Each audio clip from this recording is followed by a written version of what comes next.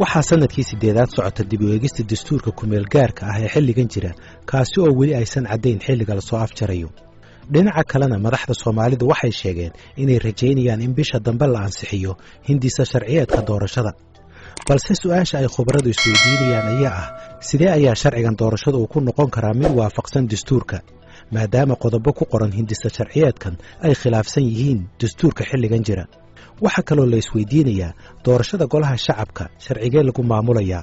aqalka sare oo matala maamul goboleedyada ma waxa lagu maamulayaa sharciga doorashada qaran mise kan maamul goboleedyada sidoo kale doorashada madaxweynaha ma waxa maamulaya dastuurka mise sharciga doorashada muddo kordhinta hadiiba ay dhacdo ma waxay noqonaysaa mid dastuuri ah mise mid siyaasadeed qodobadan iyo kuwa kale ayaan ku lafagurayaa barnaamijka faaqidaada toddobaadka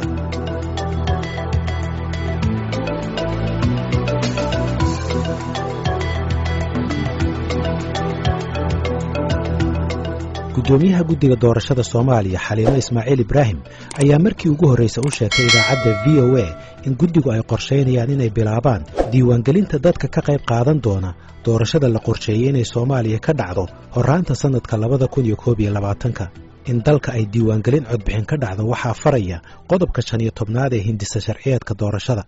waxaana diiwaangelinta laftigeedu ay yeelan doontaa xeer hoosaad gaar ah guddiga doorashadu waxay ku adkaysanayaan in doorasho qof iyo cod ah ay ka dhici doonto dalka tirada dadka dhiibanaya codkooda inta ay doontoba hal ekaatee Xaliimo Ismaaciil Ibraahim Xaliimo Yarey waxay barnaamijka faaqidaada toddobaadka u sheegtay in diiwaangelintu ay bilaaban doonto bisha Maarso ee sanadka soo socota ayna dhammaan doonto bisha Juun iyadoo la samayn doono boqolaal goobood oo lagu diiwaangeliyo dadweynaha ka qayb gali doona doorashada gudoomiyaha ayaa sheegtay inay taasi tahay qorshahooda haddii ayay tiri labada aqal ee baarlamaanku ay ansixiyaan sharciga doorashada bisha soo socota ee December minimum waxaan doonaynaa 3 to 2 milyan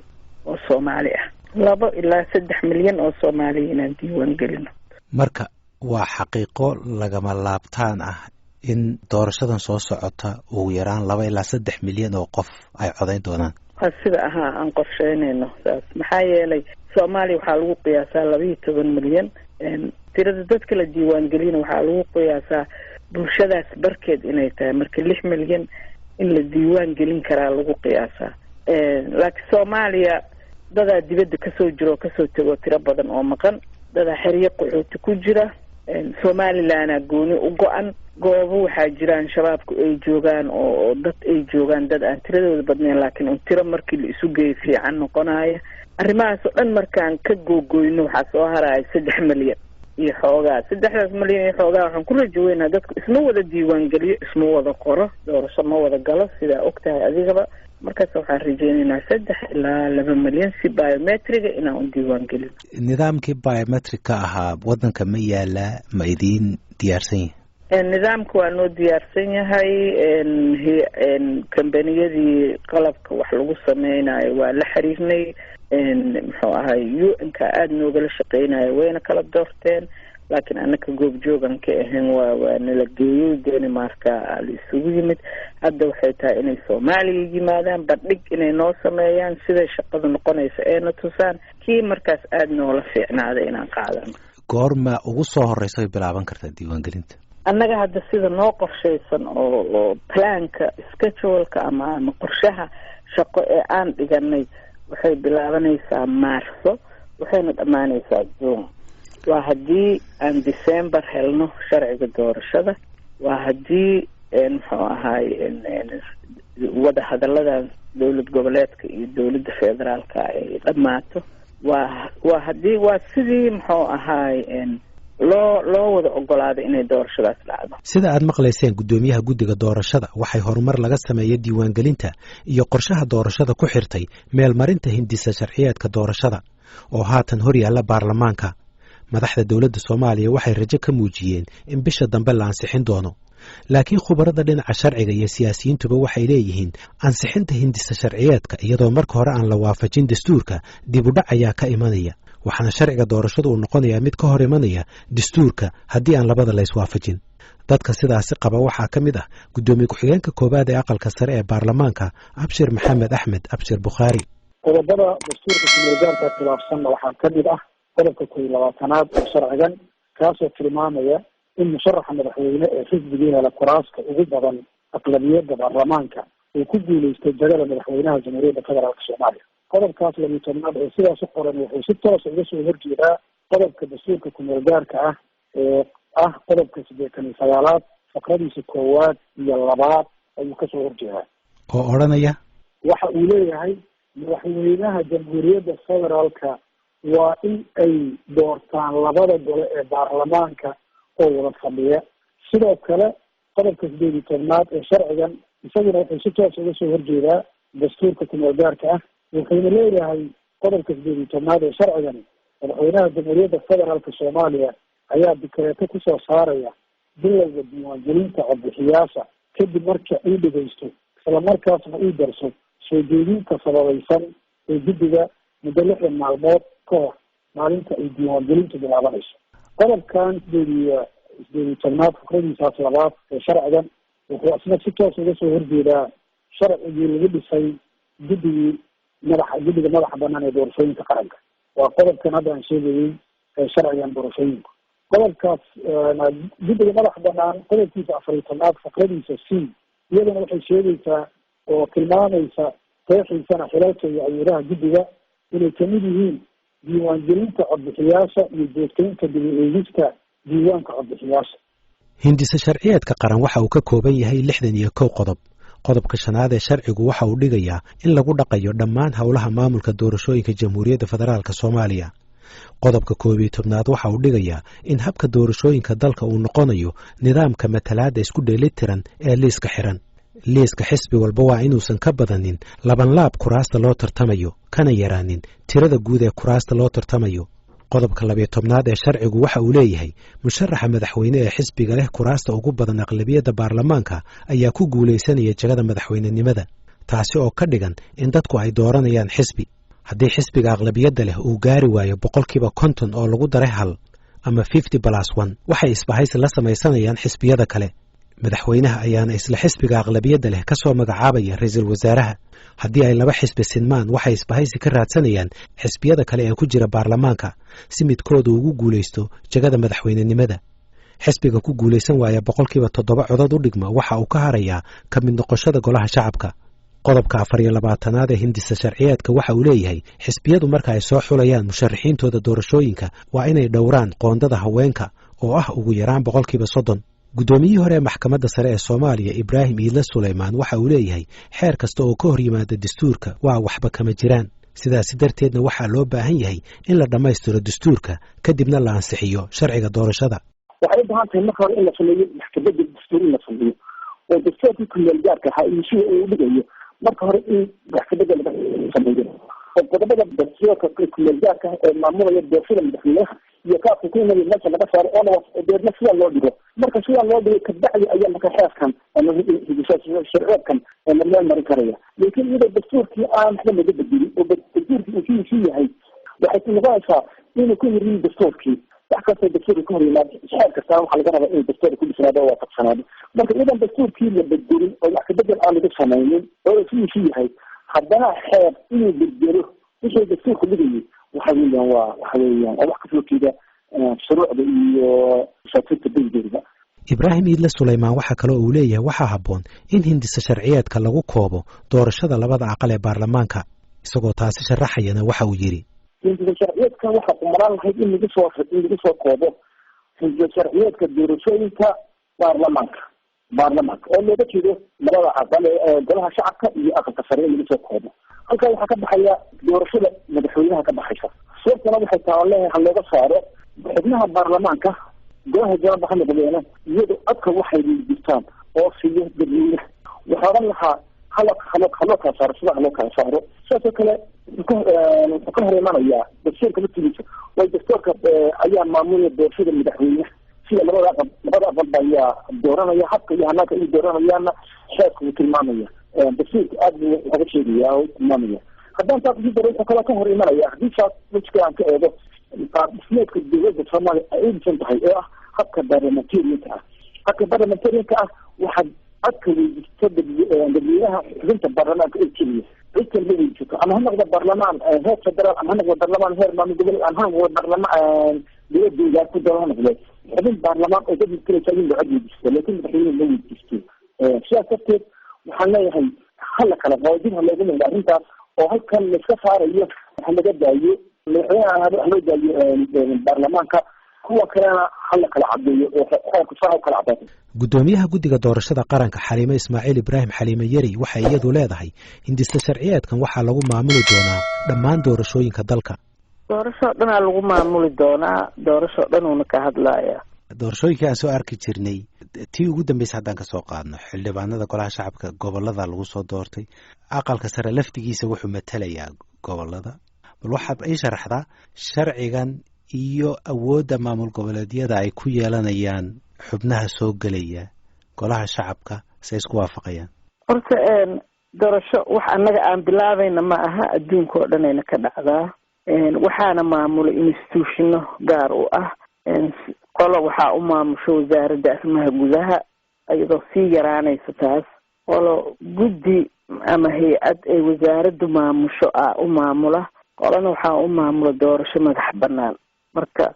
doorashada maamulideeda iyo hirgelinteeda iyo samaynteeda institutionkaas u xil saaran. golo shacbina uma xil saarna, golo wasiirna uma xil saarna, dowlad goboleedna uma xil saarna. waxaana jiraya marka institutionkaas sharci hagaaya oo sharciga doorashada la yidhaahdo oo uu soo saaro baarlamaanka. ha kasoo unkamo fulinta ha kasoo unkamo, laakiin cidda soo ogolaata oo muxuu ahaa sharcigaas soo ansixisa waa baarlamaanka, waa labadiisa golo. madaxweynuhuna markaas dekreetadii uu kusoo saaraa. marka doorashadu waa saas, waa inay noo kala baxdaa doorashada sida ay kala tahay iyo sida loo kala maamulo. haddii uu sharcigu soo baxo waxa ku qoran isagaa sheegahaya cidda golaha shacbigana soo dooranaysa, cidda golaha muxuu ahaay aqalka sarena soo dooranaysa. sida hadda ii muuqatana sida ku qoran sharcigan waxaa laba nooc oo doorasho ku qornaanaysa oo loo soo kala dooranayo golihii shacbiga iyo aqalkii sare. aqalkii sare oo uu shacbiga markaas deegaanada dowlad goboleedka jooga ay soo dooranayaan oo qof iyo cod ay kusoo dooranayaan markii deegaan kasta loo qoondayo sida uu dastuurka sheegayo, dastuurkeena qaranka ku meel gaarka uu sheegayo inta tiro uu leeyahay. waxaa soo dooranaya deegaankaas dowlad goboleedkaas degan shacbigeeda iyo midka soomaaliya oo dhan ay soo dooranayso oo golaha shacbiga ah. labadii golo saas ay kala noqonayaan. adduunkana waa u dhacdaa labada golo ama saas ama waxaa jira sida South Africa oo kaleeto hal golay qabaan, laakiin halkaas golaa laba doorasho soo gala. golahooda shacbigaana waxaa soo dooranaya shacbiga oo dhan oo meel kastoo ay joogaana laga soo dooranaya. waxaan u malaynaya inuu 300 yahay xubnahooda, 200 saasaa lagu soo dooranaa. 100na dowlad goboleedyada shacbiga ay usoo kala dooranayaan oo deegaankiisa laga soo dooranaa qofka. marka sidaasay u kala cadaanaysaa sharcigaas oo kala cadayn doono. hindisa sharciyeedka qodobka 11aad wuxuu leeyahay habka doorashooyinka dalka uu noqonayo waa nidaamka matalaadda isku dheelitiran. uu si faahfaahinaya wuxuu leeyahay xisbiga aqlabiyadda baarlamaanka hela ayuu madaxweynuhu kasoo dhexbaxaya. madaxweynaha laftigiisu wasaaraha wuxuu kasoo dooranaya isla xisbigaas aqlabiyadda leh, laakiin dastuurku wuxuu leeyahay labada aqal ee baarlamaanka ayaa soo dooranaya. marka sharcigan haddii la ansixiyo bisha soo socota December sida hadda aad sheegayso, dastuurkiina aan la bedelin, sidee u dhacaysaa sharci aan dastuurka waafaqsanayn inuu baarlamaanku ansixiyo iyadoon dastuurkii marka hore aan la waafajin? waa hadda sida uu u qoran yahay, waana arrimaha keeneen baarlamaanku intuu golaha shacbiga uu ka fadhiistay uu yidhi waa inaan guddi usoo saarnaa loo soo habeeyo. marka baarlamaankay ku xirnaanaysaa siday u habeeyaan, laakiin sharciga sida hadda lagu shaqeynayo waa sida dastuurka uu faraayo. baarlamaankaanan ka sugaynaa siduu arrimahaas isugu soo habeeyo oo isu soo raaciyo. Ibraahim Iidle Suleymaan, guddoomiyihii hore ee maxkamadda sare Soomaaliya, waxa uu walaac ka muujinayaa in sida uu qoran yahay hindisa sharciyeedku uu jahawareer ka dhex abuuri karo nidaamka federaalka. guddiga madaxa banaan ee doorashooyinka qaranka wuxuu ku dhisan yahay dastuurka ku dhisan yahay. waa guddi dastuuri ah, waa guddi dhexdhexaad ah. waxa loogu talagalay dhexdhexaad noqoto oo ay ka dhexdhexaad noqoto maxay dhammaan dhinacyada tartamaya oo dhan. kaasi waa qodob. waa qodobka waxa komishin ka tahay doorashooyinka markaad eegto qodobka 110 ee dastuurka kumeelgaarka ah komishinada maruu ka hadlayo guddiyada maruu ka hadlayo wuxuu guddiyadu heer federaal way noqonayaan heer maamul goboleed way noqonayaan hagaag markaad laakiin timaado qodobka 111 xarafka da'da G waxaa muuqata habdhaca uu u qoran yahay in marka kale sidoo kale aad aragto xeerka lagu asaasay guddiga doorashooyinka qaranka markaad eegto labada waxa weeye in guddigan doorashooyinku imika federaal ee doorashooyinka qaranka ay maamulayaan doorashada heer federaal heer maamul goboleed ilaa heer degmada inay maamulayaan iyaga ay gacanta ku hayaan halkaa waxaa muuqata in ay nidaamka federaalka ee dalka u dhisan yahay amaba uu sii socdo hadeer dastuurkuna u dhisan yahay iyo qaabka shaqada ay u shaqeynayaan inaanay isla jaan qaadayn waxaa federaal ahaan marka laga rabo marka heer federaal waxa kuman amaba sida sharciga ay tahay in doorashada ay kaalintooda noqoto in ay ilaaliyaan doorashada habka iyo hanaanka ay u dhacayso in xeerarka la raacay in xeerarka la meelmariyey in xeerarka aan lagu xadgudbin dabeedna hadalkeena marka natiijada ay soo baxdo ay iyagu ku tilmaamaan amaba ansixiyaan oo yidhahdaan natiijada doorashadaas meelhebla ka dhacday ama dalka ka dhacday waa doorasho saxa oo caynkaasi ku saxtaan laakiin cidda dhab ahaan qabanaysa ee la rabo hawsha inay fulisa ay noqoto guddiyada heer maamul goboleed guddoomiyaha guddiga doorashada Xaliime Ismaaciil Ibraahim Xaliime Yare waxay sheegtay in dadweynaha codaynaya ay tahay kuwa u kala codayn doona xubnaha labada aqal taasina aysan keenaynin wax jahawareer ah sida hadda sharcigan ku qoran haddii oo saas lagu ansixiyo waxaa oolaya sanduuq golihii shacbiga ah loogu ridaayo xisbigii la rabay loogu ridaayo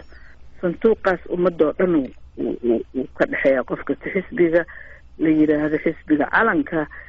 halkaasoo loogu ridaa sanduuqaas xamara looga ridaa waxaa looga ridaa raaskeenbooni waxaa looga ridaa eyl waxaa looga ridaa sanduuqaas waa halkaas oo saasaa loo tirinaa waa tiro guud oo soomaaliya oo dhan ah iyo sanduuq kaloo golaha aqalka sare ah oo keliya statekaas uu dooranayo xisbiga uu rabay saasay kala noqonayaan qodob kale oo ka tirsan hindisa sharciyeedka doorashada oo ay doodi ka dhalan karto waa qodobka 56 oo ka hadlaya dib u dhaca doorashooyinka waxa uu leeyahay qodobkaasi haddii ay suurtagali weydo in la qabto doorashooyinka guud ee xubnaha baarlamaanka duruufo adagoo jira awgood xubnaha baarlamaanka xilka haya ayaa sii haynaya xilka sharci dejinta inta duruufaha si adag laga gudbayo qodobku waxa uu sii sharaxay duruufaha adag kuwa ay noqon karaan waxaana ka mid ah nabadgelyo darro baahsan oo dalka oo dhan ka dhacda aafooyinka dabiiciga ah sida dhulgariirka iyo cudurrada faafa abaaraha baahsan iyo fatahaadaha webiyada duufaan iyo wax kasta oo lagu tilmaami karo masiibo qaran sidoo kale duruufaha adag waxaa ka mid noqon kara in doorashadu farsamo ahaan qabsoomi kari weydo qodobkaasi waxaa kaloo uu sheegayaa in muddada xilhaynta ee madaxweynaha ay la kordhayso muddada cusub ee golayaasha sharci dejinta maadaama ay doorashadu xilligeedii ku qabsoomi weysay sida uu qodobku dhigayo guddoomiyaha guddiga doorashada Xaliime Ismaaciil Ibraahim Xaliime Yare waxay ii sheegtay in qorshuhu uu yahay in doorashadu waqtigeeda ku qabsoonto haddiise ay duruufo adag ama kuwa farsamo yimaadaan xilliga ku kordhaya kama badnaanayo ilaa 6 bilood in la kordhiyo iyo in aan la kordhinin waa arrin farsamo arrinta farsamana hadday kordhis u baahan tahay cidda sheegi karta oo ku dhawaaqi karta ama soo jeedin karta waa guddiga doorashooyinka sida oo markii hore aan lagu qoray oo markii naloo keenay aan soo jeedinay waxa waaye haddii arrin farsamo ay timaado muddo 2 bilood ah guddigu wuxuu u bandhigaa baarlamaanka in doorashadii dib loo dhigo haddii cilad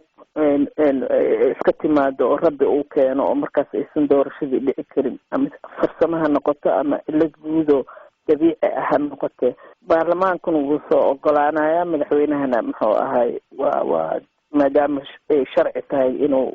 dikreetadii kusoo saaro la qaato waay haddii 2 bilood ay wax tari weyso haddana soo jeedin karaa ilaa 4 bilood guddiga markasta guddiga soo jeedinaa cidda loo soo jeedinaana waa baarlamaanka sidaasayna ay tahay inay noqoto waqti u xadidan ma jira oo la dhihi karo tusaale ahaan muddo kordhintu 6 bilood kama badan karto oo kale ani hadda waxaan ku idhi ama 2 biloodaa dhehe ama 3 biloodaa dhehe ama ilaa 4 biloodaa ku daraysaa marka ilaa 6 bilooday gaari kartaa laakiin 6 bilood wixii ka badan markaas waxa waaye waxay keenaysaa muxuu ahaa in aysan arrimo farsamo ahayn ama ciladii joogsan weydo wadankii dabaylo iyo duufaano iyo ka joogsan waayo balaayo ka joogsan weyso ama wadankii dagaala ka dhacayaan oo muxuu ahay aan meel wax lagu qabtada aysan jirin. guddoomiyihii hore ee maxkamadda sare ee Soomaaliya Ibraahim Iidle Suleymaan waxa uu leeyahay sharcigu ma ogolaanayo faaruq dawladeed, taasi ayaana keenaysa in muddo kordhin ay timaado iyadoo doorka ugu weyn uu ciyaarayo baarlamaanka oo ansixinayo qodobkaasi. qodob kale oo ka mid ah hindisa sharciyeedka doorashada oo khilaaf ka dhalan kara ayaa ah sida loo fulinayo sharcigan doorashada haddii aysan heshiis siyaasadeed wada gaadhin dowladda federaalka iyo maamul goboleedyada. ugu dambayn meelaha la doonayo inuu sharcigani ka dhaqan galaa waa maamul goboleedyada. xiriirka dowladda iyo maamul goboleedka Jubbaland aad ayuu u xun yahay. Puntland waxay hore uga soo horjeesatay hindisa sharciyeedkan hor yaalla baarlamaanka. maamul goboleedka Galmudug waxaa weli lagu jiraa dhismihiisa iyadoo dhammaan dhinacyada saamiga ku leh siyaasadda gobolkaasi aysan meel u wada jeedin. maamulada Koonfur Galbeed iyo Hirshabeelle waxay ku jiraan xaalad siyaasadeed oo nugul. gudoomiye ku-xigeenka aqalka sare ee baarlamaanka Abshir Maxamed Axmed ayaan weydiiyey waxa looga jeedo heshiis siyaasadeed oo dhexmara dowladda federaalka iyo maamul goboleedyada. waxay u baahan yihiin inay ka heshiiyaan nidaam doorasheedka dalka oo ah waa in ay isku afgartaan oo doorashadu ma ahan mashruuc iyo barnaamij ay si gaara xukuumadda iyo dowladda federaalka u leedahay. waa mashruuc ay tahay inay ka wada tashadaan daneeyaasha siyaasadeed ee ugu waaweyn dalka, kuwaasoo ah hogaamiyaasha siyaasadeed ee dowladda iyo dowladaha xubnaha ka ah dowladda federaalka. laakiin nidaamka iyo qaabka u dhacayso sharcigu inuu hagamiyeysan ahayn. sharciga ayaa wuxuu koobayaa natiijada kasoo baxda wadatashiga iyo iswada ogolka stakeholderska ama daneeyaasha siyaasadeed ee labada heer ee dowladda federaalka ah. natiijada kasoo baxda ayuu sharcigu koobayaa. kadibna baarlamaanka federaalka Soomaaliyeed uu ka dhigi doonaa, uu kusoo saari doonaa xeer doorasho ama ka dhigi doonaa sharci doorasho. sida hadda muuqata diiwaangelin baa la samaynayaa baa leeyahay, laakiin haddana dowladdii federaalka iyo dowlad goboleedyadii qaarkood xurgufaa u dhaxaysa. marka taas waxay ka dhigan tahay diiwaangelin ma suurtageli karto haddii aan laysku soo dhowaanin. bal waxaad ka hadashaa xiniftii soo socotay iyo waxa sababta u ahaa iyo eedan loo jeedinaya dowladda ah inay doonayso inay injineer garayso ama sugto qaabka ay noqonayso natiijada doorashada soo socota. bal ka hadal arrimahaas. dalku wuxuu ku dhaqmaa nidaam federaal ah kaasoo macnihiisu yahay nidaamka xukunka baxsan. nidaamkaas wuxuu leeyahay dastuur kumeel gaar ah oo la ansixiyey 2012 bishii Agosto kowdeedii. isla dastuurkaas ayaa wuxuu qeexayaa oo abuuray laba heer dowladeed oo kala madax banaan, mid kastaana ay leedahay kaalin qeexan iyo hanaan dowladeed oo uu ku shaqeeyo. waxa uuna u kala qeexa dastuurka kumeel gaarka ay awoodo ay kala leeyihiin iyo kuwa ay wada leeyihiin. marka awoodihii ay kala leeyihiin waxaad inta badan ay doodu ka taagan tahay. gaar ahaan masalan awoodaha ay gaarka u leeyihiin dowlad goboleedyadu sida waafaqsan dastuurka kumeel gaarka qodobkiisa 120aad iyo qodobkiisa 121aad waxay tahay waa dhismaha golayaashooda waayo. golayaasha sharci dejinta inay dhistaan golayaasha fulinta ee maamuladooda iyo qodobo kale oo muhiima sida ilaalinta nolosha iyo hantida muwaadinka iyo dhowrista xasiloonida iyo ammaanka deegaanadooda, bixinta adeegyada dowladeed bulshada deegaanadaas sida caafimaadka, waxbarashada iyo waxa la xiriira. marka doodu hadda waxay ka taagan tahay oo khilaafkooda inta badan uu salka ku hayaa waa dowladda oo rabta inay maarayso doorashooyinka lagu dhisayo golayaasha sharci dejinta iyo fulinta ee dowladaha xubnaha ka dowladda federaalka. laakiin su-aashu waxay tahay si dowladda federaalka iyo maamul goboleedyadu ay isugu soo dhowaadaan sidee lagu soo celin karaa kalsoonida labada dhinac? waa kan senator Abshir Maxamed Axmed. waxaa loo soo celin karaa si waafaqsan dastuurka qodobadiisa qodobka 50aad, 51aad iyo 52aad, kaas oo sheegaya awoodaha wada xaajoodka u baahan iyo markasta in aysan kala maarmin oo ay ka wada xaajoodaan arrimaha u kala qeexan wixii kasoo hara. sidoo kale in la sameeyo sharci xiriirkooda qeexaya kaas oo ah lagu tilmaamo dastuurkuna qeexayo oo la yidhaahdo Intergovernmental Relationship Act IGR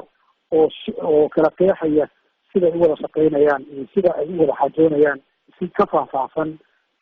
qodobada dastuurka ah. guddoomiyihii hore ee maxkamadda sare Ibraahim Iidle Suleymaan waxa uu aaminsan yahay in dhibaatada xalinteedu ay ugu adkaanayso aysan ahayn mid sharci ah balse ay tahay tan siyaasadeed. oo caqabad ku noqon karta doorashada inay xilligeedii ku dhacdo. horta waxaa heshiis lagu leeyahay waxaan heshiis lagu ahayn iyaga waa su-aal waxaa maaya badankooda laba waxaa dooda ka taagan tahay marka arrimo sharci maaha baad muddo intooda badan marka iyaga barba dayacan laakiin waxaan ku tusayaa haddii aan heshiis laga ahayn doorashada tan qabsoonideeda waxaa adkaanaysa inay meel marta sababta waxay tahay doorashadani kama dambaysa waxay ka dhacaysaa gobolada ka dhacaysa goboladana maamulada ka jira waxaa laga maarmaana inay doorashada tan ay hirgeliyaan oo ay ka gacan geystaan sida ay u hirgeli lahayd saas darteed federaalka iyo maamul goboleedyada waxaa khasaba ama waajib ah in laga maarmaan in ay heshiis ka gaaraan sidii ay doorashada tan u hirgelin lahaayeen oo doorashada ay udhaci lahayd haddii aan heshiis jirin oo arrinta aanay isku waafaqsanayn way adkaanaysaa in doorashada xilligeedii iyo in xilligeedii amaba ay ku dhacdo amaba ay hirgasho way adkaanaysaa sidaas darteed mar walba waa inay jirtaa reer federaal iyo reer maamul goboleed madaxdooda ay isla qaataan in ay meel mariyaan doorasho ama xeerkan ha ku meel mariyeen oo wixii ka khaldan ha laga saaro oo hala hagaajiyo amaba wax kale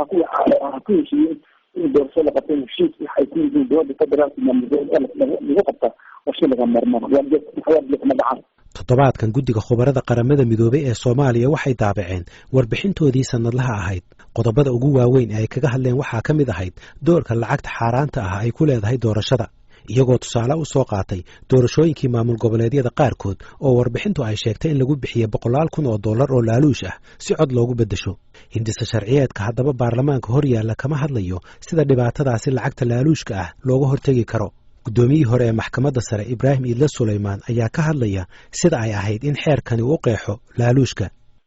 xeerku waa mixnamada qodobadooday waxaa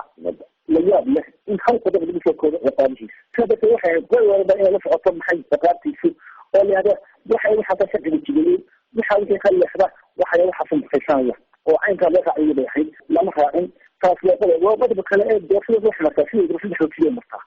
oo ah koowaad oo ah ka bilaabma maxay diiwaangelinta ama xisbiya ha noqoto amaba ha noqoto codbixiyaal iyo wixii la xidhiidha iyo marxalada labaad oo ah codaynta marxalada saddexaad oo ah maxay natiijada saddex marxaladoodaba waxay leedahay dembiyo gaar ah ayaa ka dhici karaa oo la geli karaa waxa ay ahayd oo xeerkan ka maqan iyo weliba qaybtiisa ee dembiyada in aanan xusinba arrinta ku saabsan corruptionka ama musuqmaasuqa hadday noqoto mid fargelin biladooda ama ha noqoto mid gudaha ha noqoto waxa shay laga maarmaana in xeerkan xambaarsan yihiin wax lagu hortagayo oo lagu xakamaynayo maalgelinta lagu sameynayo ololaha doorashada iyo xisbiyada laftigeedu waxa ay isticmaalayaan ama ha noqoto xisbi xaakim ha noqoto ama xisbi xaakim ama kuwa kale ha noqoto waayo waxaa laga rabaa xisbi xaakimkana inaanu isticmaalin maaliyal caama public finance inaanu isticmaalin oo laga xadeeyay ayuu baahan kuwa kalena waxaa looga baahan yahay inay caddeeyaan iyada iyo xisbi xaakimkaba meelaha ay lacagta kasoo heleen iyo sida ay u fangareeyeen marka xeerkaa laga rabay inuu tilmaamo xeerkan amaba xeerka xisbiyada hadii doona lagu daro laakiin way jirta cid maamulaysa oo kale nidaamka xisbiyada faytinaya ee ah proportionalka amaba siyaasada codka iyo kursiga wuxuu aasaas u yahay barnaamij xisbi marka xisbiga waxaa ka doonaya xisbiga iyo barnaamijka xisbiga la doonaya waxaa laga doonaya barnaamijkiisa lagu dooranaya laakiin yaa lacag lagu dooranaya. guddoomiyaha guddiga doorashada Xaliime Ismaaciil Ibraahim Xaliime Yare waxay leedahay waxaa loo baahan yahay xeer gaar ah oo maamula lacagaha xaaraanta ah. horta maamulidda maaliyadda xisbiyada iyo sida loo maamulayo iyo sida looga warqabayo iyo sida ay tahay isaga naftiisa waxaa kasoo baxaya xeer hoosaadaa kasoo baxayo sharci hoosaa kasoo baxa oo guddiga doorashada uu soo saarayo mar horena uu draft gareeyey qaarkoodna xataa habka maamulidda maaliyadda xisbiyada loo fiirinayona lasoo saaro xisbiyada xataa aan isla aragnay. doorasho annaga keligeen ma aha waxa qabanaya adduunka oo dhan ay ka dhacdaa waxaana kasoo bixi doono habka musuq maasuqa naftiisa iyo lacagahaas isaga naftiisa xeer gaarha kasoo baxaya wixii aan soo marnay oo xulidda ahaa waxay ahayd dad cayiman oo loo jeedo oo wax la siin karo laakiin hadda doorashadu waxay noqonay xisbiga inuu lacagtiisa isaga maamulo dariiq cadoo la yaqaano oo u maro hadda malaayiin qofna siduu corruption u siinayo oo lacag u siinaana ma sahlanaan doonto ma sahlana laakiin hadduu dariiq qalada maqlo sharci qabanaha jiraa. maxaad jeclaan lahayd inuu sharcigu ka yidhaahdo lacagaha musuq maasuqa aad fikrad ahaan haddaan ku weydiiyo? wallahi shuruuc oo adduunka u dhiganaa jira hadduu musuq maasuq yimaadna waxaan leeyahay in la qabto in aan ku dadaalno sidaan u yareyn lahayn corruptionkan aada noo dilooday sida ugu saxsan oo ugu sahlan oo aan ula dagaalami karnan inaan ula dagaalano maxaa yeelay qofkii lacag asaga tiisa ku yimaado isgada macnaha waxa waa ciduu mas-uul ka yahay ma jirtee anaa meeshaan gatay anaana iskale sidaan rabaanan ka yeelaa waxyaabaha hadda nagu socdana waaye Xaliime Yare waxay sheegtay oo kale in loo baahan yahay in dalka iyo dadkuba aysan ka cabsanin in tallaabo hore loo qaado oo ay dhacdo doorasho toos ah ma joogi karno sirkalkan ziirada ah derbigan qallafsan oo horumarka naga hortaagan inuu hor yaalo wax macquula ma aha muwaadankana sharciga iyo xuquuqda rasmiga uu leeyahay waxa waaye inuu doorto qofka uu rabo asaga si uu beri ula xisaabtamo haddii aan doorasho qof iyo cod dhicin xildhibaan lala xisaabtamaa ma jirayso muwaadin wax la xisaabtamaana ma jiraayo qaylada ay hadda un ku jiraan iyo caayda iyo kursiga aniga hala igu bedelay iyo anaa aadayo iyo kan kuma fiicnaa lagu jiraa ayagoo xaqooda lagu tumanayo marka ummadda Soomaaliyeed hadday rabaan in ay horumar gaaraan hadday rabaan in ay dawlad dimuqraatig gaaraan haddii ay rabaan inay adduunka la jaan qaadaan haddii ay rabaan inaan ka baxno dhibaatadan iyo xag jirkaan nalaynayo oo ummadeena hal mar 500 oo qof meel ku dilaayo haddii la rabo in laga baxo waxay tahay nidaamkan doorashada qofka inuu xaqiisa exercise gareeyo oo dadkiisa baxsado haddii kale kun hanaloo dilo yaanan ka hadlin doorasho iyo kursi loo cararaha laga hadlo gudoomiyaha guddiga doorashada Xaliime Yare iyo guddigeedu waxay galayaan xilli adag iyadoo la doonayo inay u dhaxeeyaan dhammaan dhinacyada ku tartamaya doorashada soo socota